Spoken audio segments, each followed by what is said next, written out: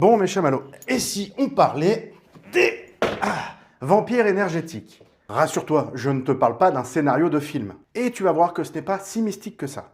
Tout d'abord, un vampire énergétique n'est pas forcément une personne méchante. C'est quelqu'un qui, consciemment ou non, se nourrit de ton énergie parce qu'il ne sait pas gérer la sienne. Et le fait de savoir ça, ça change tout. Tu sais que tu es face à un vampire énergétique quand tu ressors vidé après avoir vu la personne. Tu te sens coupable sans trop savoir pourquoi. La discussion tourne toujours autour de ces problèmes. Tu donnes, tu écoutes, tu aides, mais ce n'est jamais suffisant. Alors, attention. Ce n'est pas parce que quelqu'un traverse une période difficile que c'est forcément un vampire énergétique. La différence, c'est la répétition et l'absence de remise en question. Et maintenant, le plus important. Le but n'est pas de fuir tout le monde. Le but, c'est d'apprendre à se protéger. Et vous allez me dire, mais comment faire? T'inquiète, je vais te répondre, ma licorne. Déjà, première chose, pose tes limites. Ensuite, observe ton ressenti. N'oublie pas que ton corps ne ment jamais. Et autre chose, arrête de vouloir sauver tout le monde. Et n'oublie pas de renforcer ton énergie. Ancre-toi, protège-toi énergétiquement. Et ce que je viens de t'énumérer va t'aider à le faire. Et surtout, si tu attires souvent ce type de relation,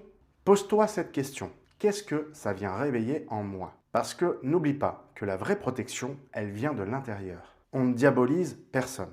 On apprend à se respecter et ça, c'est un acte d'amour, pas un acte de rejet. Ne l'oublie pas. Donc, pose tes limites.